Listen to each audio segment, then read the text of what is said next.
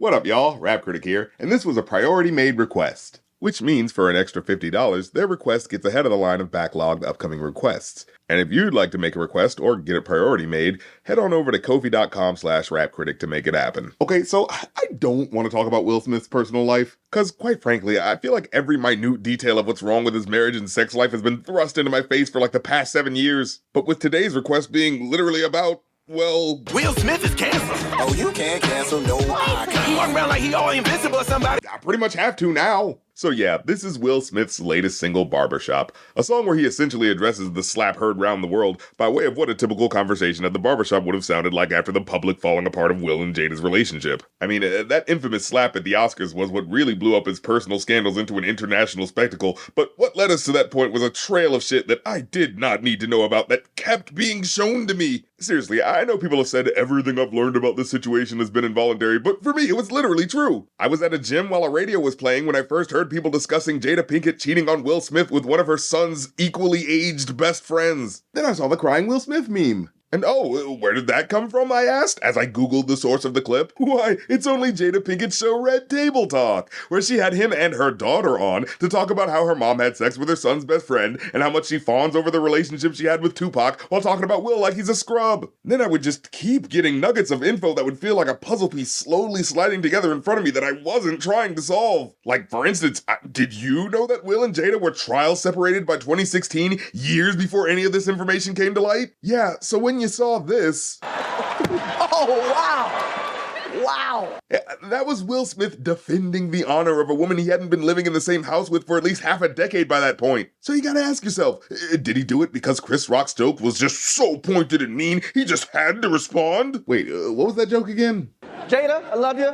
G.I. Jane 2, can't wait to see it. Yeah, that was the joke that got Will Smith up in arms. Like, literally. Yeah, a G.I. Jane reference. Because that movie's about a woman who had to shave her head for the army, and she's bald now, so he made a connection that was innocuous at best. And I know people have brought up that apparently she has alopecia, and men and women can feel self-conscious about that, so I get it being possibly sensitive. But first off, alopecia isn't life-threatening, and it's certainly not something that warrants putting your hands on someone over. Because I'm sorry, once you hit someone over something they just said, you're the one who loses in that confrontation. And it's not like a cancer diagnosis, and it's like, oh, geez, you'd be a monster to joke about that. That's not on the same level. And besides, it's not like she was wearing a hat and hiding her head or anything, and she looked pretty damn good anyways. Cause shit, Jada's always killed the short hair look, so most people probably didn't even think twice about her rocking the bald. And hell, in all the involuntary info dumps I got, alopecia literally never came up, so it's not like it was just a common knowledge thing that, oh, Chris Rock, you should have known not to go there. And third, Will Smith himself didn't seem to mind the joke at first when he was laughing right before seeing Jada's reaction. Yeah, right after the camera cuts away from her unflattered look, all of a sudden this shit goes from a harmless joke to being worthy of throwing hands. Now look, I understand having an initial involuntary laugh reaction, then meeting her eyes, seeing that she's angry about something personal in their lives that struck a chord and getting incensed about it. But nah, after knowing what I know, it would seem to me that the Occam's razor explanation of that situation is that Will, after years of clearly being publicly emasculated, saw this moment as an attempt to look badass in front of his woman, hoping that getting all tough and angry in her name would help win her back, when all he did was overreact to the kind of light comedic love taps you expect at the Oscars. That shit was season 26 Simpsons level celebrity mockery at best. Keep my wife's name out your fucking mouth! Interesting choice of words for a relationship where, as Jada has now described, you haven't called each other husband and wife in years. Nah, bro, this wasn't about alopecia. This was about toxic masculinity. And toxic femininity when I think about it. Because, come on now, if y'all heard Will Smith was dating Willow's best friends, girls around her age, the kind of people online who talk about the age of girls Leonardo DiCaprio dates would not let you forget it. And the whole red pillow sphere's response to all this shit is, well, Will Smith just ain't been being a man enough to put her in check. But no, fuck that. The reality of the whole picture is these two people clearly weren't compatible anymore, but they were lying to the public and themselves, either out of obligation to an image or whatever antiquated notions of black struggle love that they felt that they had to endure just because they already agreed to be together forever. So they toughed it out until it clearly became unbearable. Who the fuck Will Smith think he is? And that boy damn crazy how you raising them kids. And, I feel like I don't hear about their kids in the news that often, actually. I never feel like I'm being involuntarily ambushed by random news stories about the shitty things they've done or anything. I kind of feel like they came out pretty well adjusted, all things considered. I mean, what? Willow just makes interesting music as far as I hear, and Jaden Smith said some awkward philosophy 101 shit on Twitter when he was a teenager, but that's hardly the worst thing in the world a child celebrity could do with their fame. As an adult, though, he seems to just make his little pretentious art school projects, probably funded by his parents, and minds his business. Like, sure, there could be some future event that makes me saying this ironic or whatever, and I'm sure when it happens, I'll be notified by the ever-flowing ecosystem of internet content from people whose only sole form of observation is to say, hey, did you know this celebrity was thought of in a good way? But then that news story everyone's already heard by now came out, and it made people think of them in another way. Sorry, I just feel like I've gotten a torrent of videos on YouTube and Instagram since 2017 from brilliant content creators who kept bringing this up as a poorly aged lyric. I want a real love, that Jada in that real love. It's like, yes, we're all aware, you guys. All that said, though, there were people who took the conversation this way. Should we forgive him for slapping him? And look, it's not like he hit us. It's up to Chris Rock to do that. But in terms of, should it be socially acceptable to let him keep working in Hollywood and for us to go see his movies and stuff? Maybe if you had like a pattern of violent behavior, I could see it. But that was clearly an isolated, stupid incident where he got heated. There's celebrities who have done way worse shit consistently that we need to get up out of here first. I heard he down bad. I heard he won the Oscar, but he had to give it back. Now, he didn't have to do that, but apparently he is banned from any Oscar events for 10 years. And while that still feels like a bit much over a slap and some cursing, there's actually a lot of FCC fines you can apparently deal with on live TV if stuff doesn't go the way the censors agree. So I can understand people had to make him face some consequence for what probably cost them. And I realize so far I've barely talked about the song, but yo, this is what happens when the artist makes the art inseparable from the persona, goddammit.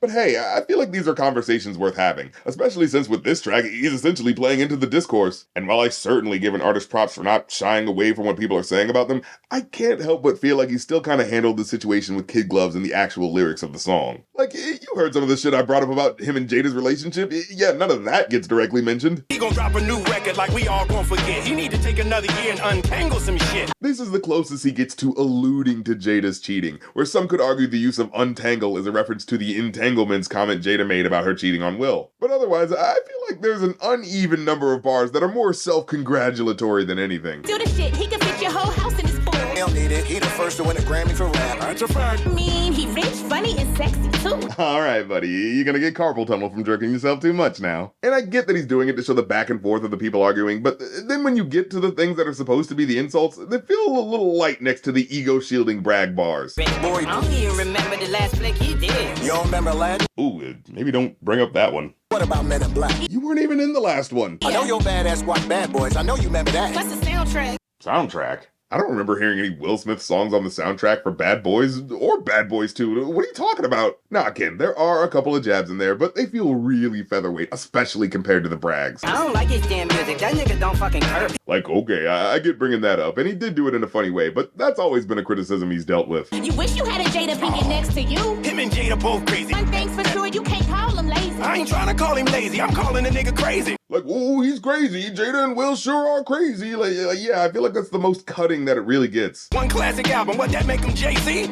Jay-Z plus movies and TV. And, you know, damn, that is a good point. Like, at the end of the day, the man is an undisputed hip-hop icon. One of the first to go from rap to TV to movies. Like, there's not many who can say they've done all three and been successful and good at it. Like, for all you want to see him taken down a peg or two by himself, it's undeniable that the guy's had a stellar career. To the point that he's so huge, people don't even think about him as a rap star anymore. He really was a renaissance man who was able to manage it all and look good doing it. Like, even if things flame out from here, you absolutely can't take that away from the man. But if he came right now, you'd be like, come in, Mr. Smith, would you please sit down? And I'm a bit torn on how to receive the song critically, because sure, it's fun to bring up exactly how two-faced these same type of folks talking shit on him would be the moment he came in, and the fact is, yes, he's a megastar, so of course everyone's still gonna trip over each other's balls to kiss his ass. Hell, if he came in here right now, I'd still do a double take and dap him up and ask for an autograph like any other 90s hip-hop kid who looked up to him. But what I don't like is how this plays out in the song, to where it feels like it's rolling over even the famous criticism levied here to still say in the face of it all, okay, but you guys still, like, love me and want to kiss my ass though, right? Because of course, this is how the video ends. Oh, yes he is, and I ain't never gonna forgive him for that shit he did. Oh, shit.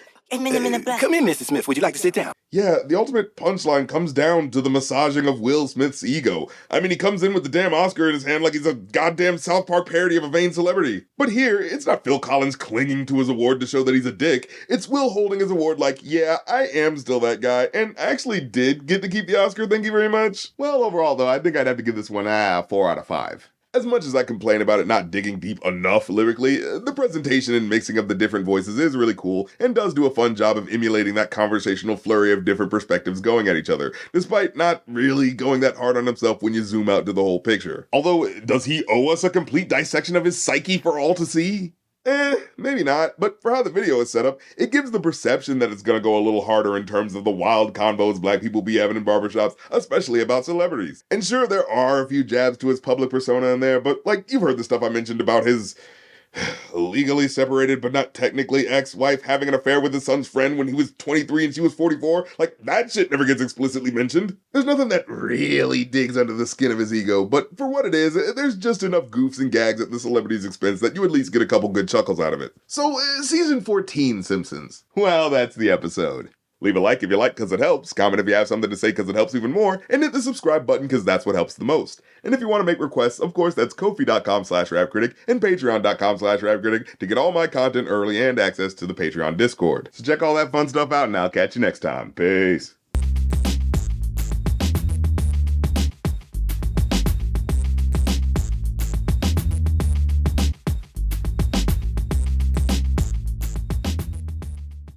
She's the reason to hit everybody.